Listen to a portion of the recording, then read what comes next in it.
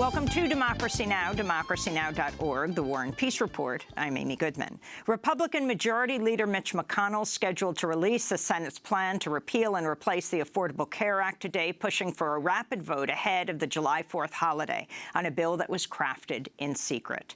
A draft version of the bill circulated yesterday was seen by the Washington Post strongly resembling a House bill that passed narrowly last month. It would see draconian cuts that would slash Medicaid, the federal health program covering low-income and disabled Americans, even more than the House bill, though over a longer period of time. The bill was crafted by 13 Republican men in closed-door sessions. On Tuesday, 3 Democratic senators visited the Congressional Budget Office demanding to see a copy of the bill as the CBO works to score the legislation to predict its impact on health insurance coverage and the U.S. economy. Meanwhile, President Trump visited Cedar Rapids, Iowa, Wednesday for a campaign-style event aimed at promoting the Republican push on health care. The rally was interrupted by protesters who booed Trump, prompting chants of USA by Trump supporters. During the address, the president defended his cabinet, by far the wealthiest presidential cabinet in history, including billionaire Commerce Secretary Wilbur Ross. And I love all people, rich or poor, but in those particular positions, I just don't want a poor person. Does that make sense? Does that make sense? In privacy news, the Republican National Committee compiled a vast trove of data detailing personal information on virtually every U.S. voter and then left the information unsecured on the open Internet for nearly 2 weeks earlier this month.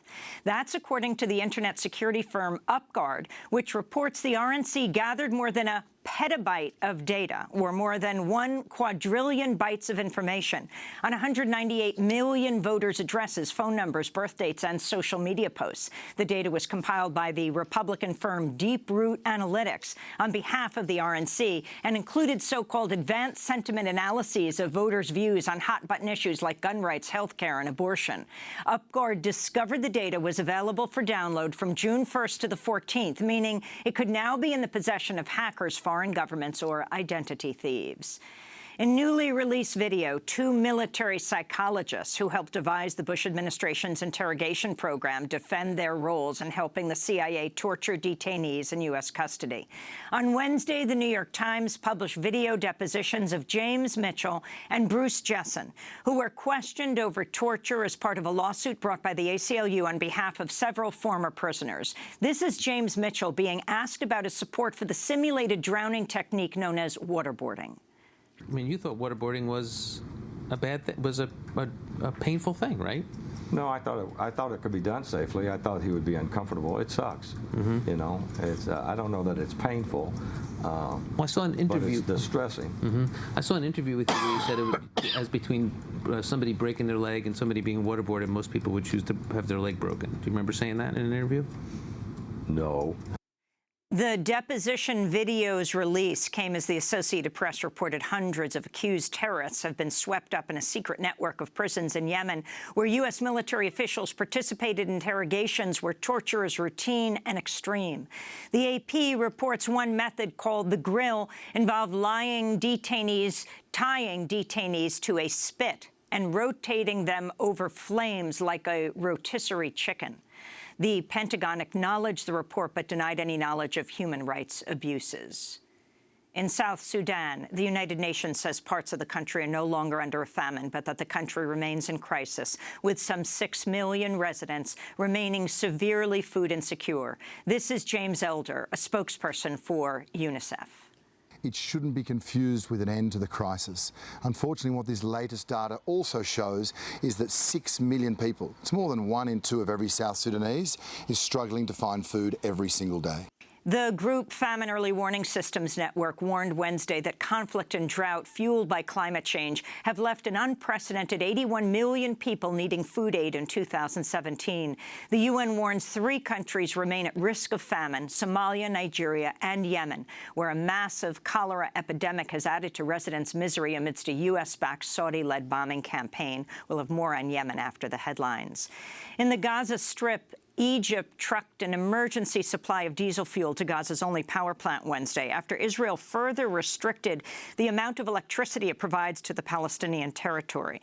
The restrictions limited most residents to just 2 to 3 hours electricity and compounded the misery of nearly 2 million Gazans as summertime temperatures soar. The power cuts left homes dark, spoiled food in refrigerators, and led to the release of raw sewage into the Mediterranean. Meanwhile, President Trump's son-in-law and senior advisor, Jared Kushner, visited Israel and the occupied West Bank Wednesday in a short whirlwind visit the White House said was aimed at reviving Middle East peace talks. Kushner was warmly welcomed in Jerusalem by the Israeli Prime Minister Benjamin Netanyahu before traveling to Ramallah to meet with Palestinian Authority President Mahmoud Abbas. Kushner's visit came a day after Israeli bulldozers broke ground on a new Jewish-only settlement in the occupied West Bank. A spokesperson for President Abbas condemned the construction as a violation of international law. The resumption of these activities is a clear message to the American administration and to the efforts of President Trump. The American envoy is already in the area. Tomorrow, President Abbas will be receiving him. This is an obstacle to the efforts of President Trump to resume the peace process. Jared Kushner's Israel trip came as Democratic Congress member Elijah Cummings demanded to know why Kushner still has a top-level security clearance after he failed to report dozens of contacts with foreign leaders, including Russian officials, on his application. Meanwhile, China's foreign ministry has confirmed the Chinese government has invited Kushner and his wife, President Trump's daughter, Ivanka Trump, to Beijing later this year for an official visit. The invitation came as The Guardian reported Ivanka Trump brand continues to order shoes from a factory cited for labor abuses 2 months after the company claimed it had halted contracts with the manufacturer. The Guardian report comes as 3 Chinese activists with the group China Labor Watch continue to be imprisoned after they were arrested while investigating labor conditions at the shoe factory. In Wisconsin, a jury in Milwaukee acquitted a former police officer Wednesday of charges of reckless homicide for shooting and killing 23-year-old African-American resident Selville Smith last August.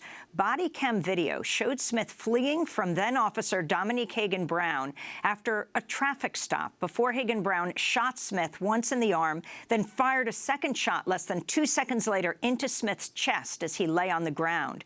Smith had a gun, but the video shows he threw the weapon away and had his hands on his head when he was killed. The killing sparked an uprising last summer that saw Wisconsin Governor Scott Walker call out the National Guard after local residents set fire to police cars and several local businesses. In Minnesota, new video shows the 4-year-old daughter of Diamond Reynoldss consoling her heartbroken mother, who's handcuffed in the back of a police squad car minutes after St. Anthony police officer Geronimo Yanez shot and killed her boyfriend, Philando Castile. The video from last July shows Reynolds mourning Castile's death and cursing before her daughter, Diane, begs her to stop, saying, "I don't want you to get shooted."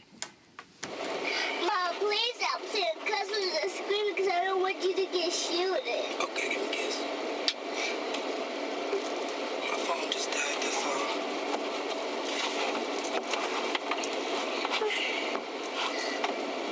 I could keep it safe.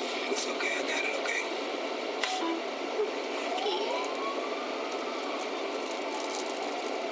Come here.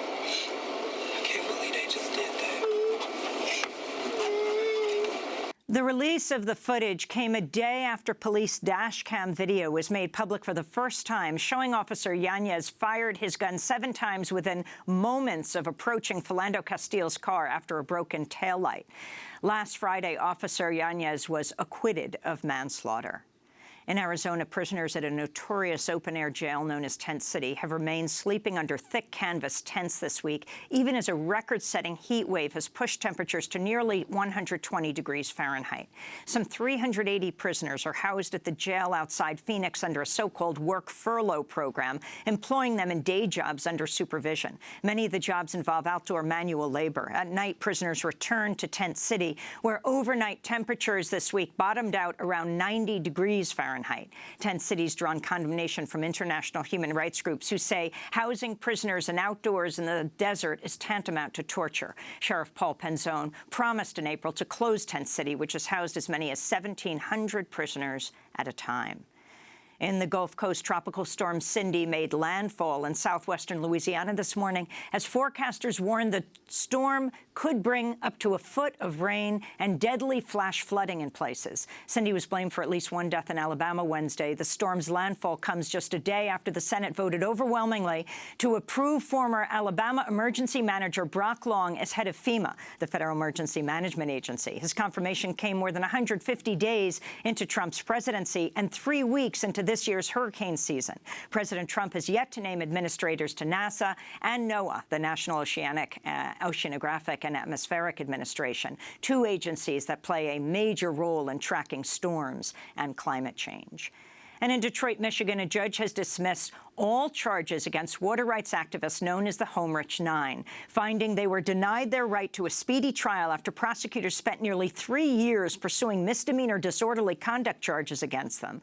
In July of 2014, the activists peacefully blockaded a facility run by the contractor Homerich, which was hired by Detroit to cut off the water to thousands of homeowners who were behind on their bills. The shutoffs came as the city more than doubled the price of water over a decade, and as Detroit suffered through what was then the largest municipal bankruptcy in U.S. history. And those are some of the headlines. This is Democracy Now!, democracynow.org, The War and Peace Report. I'm Amy Goodman.